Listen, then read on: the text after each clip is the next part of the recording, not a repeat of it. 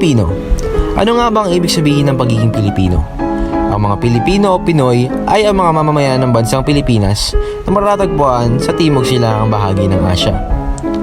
Kilala ang mga Pilipino sa pagiging masiyahin. Kilala rin sila bilang mga relihiyosong tao. Ang bansang ito ay madami ring tourist spots tulad na lamang ng Boracay, Palawan, at Baguio. Patok din dito ang mga pagkain lalong-lalo na ang mga street foods at kahit na ano pang pagkain basta may kanin. Likas rin sa pagiging Pilipino ang mga kakaibang behikulo pang transportasyon tulad na lang mga jeepney, tricycle at pedicab. Pero ang mga ito ay mababaw pa lamang na pagkakakilanlan sa pagiging Pilipino.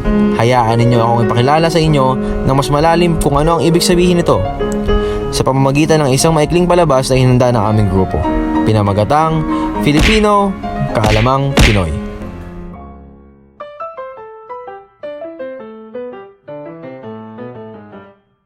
Siya nga pala si Yuan, isang foreign exchange student na nagmula pa sa bansang Amerika. Siya ay narito upang dumalo sa isang pagpupulong na gaganapin sa loob ng paaralan ng PhilSCA.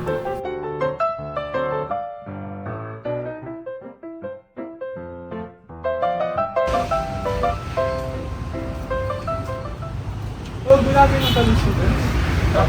Hey, good afternoon. My name is Yuan. I'm Harold. My name is Ivan. I'm a new student here and I would like to ask where is room 303 for my new meeting? Oh, you're a new student. Yeah. Where are you from? I'm from America, Oh, California. that's good, huh? So, we can Just take this straight. Oh yeah. Just you turn right or left, then you can see the building that has a sign that 303. It's on 3rd floor. Yeah. Thank you again, Tyler. Yeah, no problem. Thank you. Take care. Oh, baka maligaw rin yun eh. Sige, tara. Yo! Hey, you Yo, what? Yo! Just come with it. Oh, sure. Thanks for the help. Okay, let's go.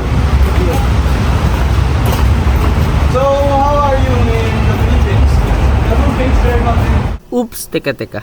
Alam niyo ba kung ano ang kaugalian na ipinakita ng magkaibigan sa nakilala nila na foreigner na si Yuan? Ito ang mga posibleng sagot. A. Magalang, B. Hospitable at C. Masipag.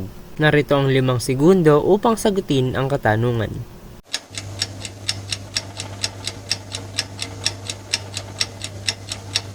Time's up. At ang tamang sagot ay B. Hospitable. Alam niyo ba na ang mga Pilipino ay kilala sa pagiging hospitable at matulungin sa kanilang mga kapwa? Kaya't kung mapupunta kayo ng Pilipinas, asahan nyo na welcome kayo dito. Maalam! What was that dude doing? Oh, that guy? Yeah, spraying his for his exams, quizzes, and all the things we do here in school. Sa inyong palagay, anong relihiyon ang naipalaganap sa bansang Pilipinas na ipinamana ng kolonyang Kastila? A. Buddhism, B. Christianism, C. Islamic. Meron kayong 5 segundo upang sagutin ang tanong na ito.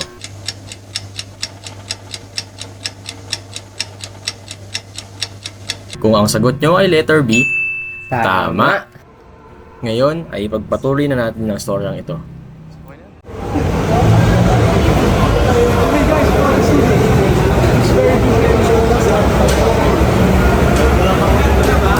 Alam niyo ba na ang mga Pilipino ay likas na malikhain at masisipag? Ngunit sa kabilang banda ay taglay rin nila ang kaugalian kung saan ipinagpapasabukas at pinagpapasawalang bahala ang iba sa kanilang mga gawain o procrastination. Tulad nito. Paano yung assignment sa UTAs? Kaya natin gagawin yun? Ay, ako sa'yo, bahala na. Huwag na yun. Bukas na lang natin yun. Mag-club na tayo. Ginagawa kasi nila yun, paano kaya? Okay. Bukas na nga lang. Magharap tayo ng shorties sa party. Kasi mangyari. Pagpapatuloy. So, you what? How's your life? Oh, the Philippines. The Philippines is very nice, very welcoming here. The people, the food tastes great though, and the weather is kind of hot. And it's true. It's true. So the question is, how's life here compared to the America? So America, I would prefer here because since what I said, the food is very great, like the adobo, the caldereta, and like what I said a while ago, like the people are very academic, very helpful, and it's easy to ask for directions when you get lost. Guys, let's go! Let's go! Let's go! Oh, why is there no one here? Don't you know? It's Filipino time! Nge, pamilyar ba kayo sa salitang Filipino time? Kung saan, hindi nasusunod ang tamang oras. Madalas may nalilate ng 20 minutes, 30 minutes, 60 minutes, depende sa okasyon. Ako nga pala si Virgilio, hanggang sa muli, maalam! At dito nagtatapos ang istorya na pinamagatang Filipino, Kaalamang Pinoy. Sana kayo ay nasiyahan at natuto kung ano nga bang ibig sabihin ng pagiging isang Pilipino. Tandaan palagi, lamang ang may alam.